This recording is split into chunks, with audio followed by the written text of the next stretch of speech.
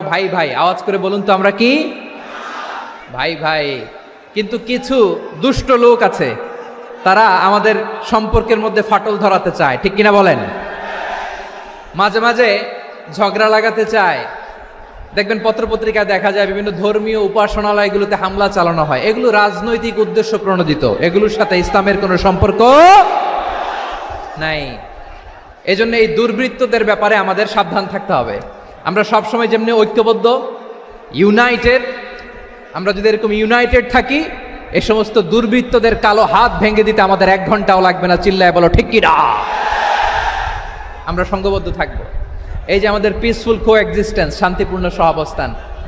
হিন্দুরা পূজা করে, যেদিন হিন্দুদের পূজা অনুষ্ঠান আমরা ওই দিন তাফসির মাহফিল করি না, ঠিক কিনা বলেন? যেদিন আমাদের তাফসিরুল কোরআনের প্রোগ্রাম, ওই দিন আমাদের হিন্দু ভাইরা ডিস্টার্ব করে না। সুবহানাল্লাহ। হিন্দুদের পূজা অনুষ্ঠানে মাদ্রাসার ছাত্র যে পাহারা দেয়, গোটা বিশ্বে এরকম দৃষ্টান্ত নজির বিরল, ঠিক কিনা বলেন? আইন শৃঙ্খলা বাহিনীর পাশাপাশি মাদ্রাসার ছাত্ররা যে সেখানে পাহারা দেয়, গোটা পৃথিবীতে এই দৃষ্টান্ত আপনি পাবেন। মাদ্রাসার ছাত্ররা, তারা তো কোরআনের ধারক, তারা হাদিসের ধারক, তারা কেন মন্দির পাহারা দিবে? এই সম্প্রীতিকে ধরে রাখার জন্য, এই সৌহার্দ্যকে ধরে রাখার জন্য, আমাদের পারস্পরিক ভালোবাসাকে অটুট রাখার জন্য। আওয়াজ করে বলতে হবে ঠিক কিনা? এখন বলেন, আমাদের এই ভালোবাসা অটুট থাক আমরা চাই কি চাই না? আমরা হিন্দু মুসলিম মিলেমিশে শান্তিপূর্ণ সহাবস্থান, সাম্প্রদায়িক সম্প্রীতি, লালমনিরহাটের ভাইয়ের আওয়াজ করে বলুন, এই সাম্প্রদায়িক সম্প্রীতি আমরা চাই কি চাই না?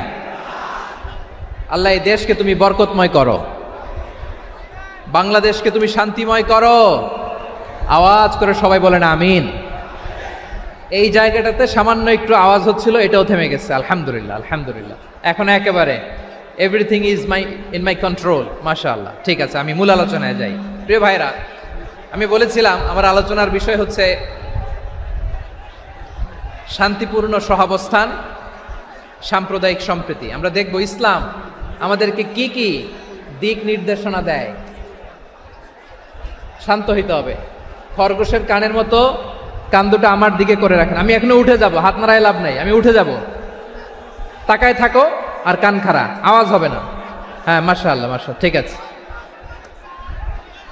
আমরা দেখব যে রাসূল সাল্লাল্লাহু আলাইহি ওয়াসাল্লাম এই পিসফুল কোএক্সিস্টেন্সের জন্য আমাদের কি শিখিয়েছেন, কি কি গাইডলাইন দিয়েছেন। আমরা 1, 2, 3, 4 করে এগুলো আপনাদের সাথে শেয়ার করব। আমি আপনাদের খেদমতে সূরাতুল আনআমের 108 নম্বর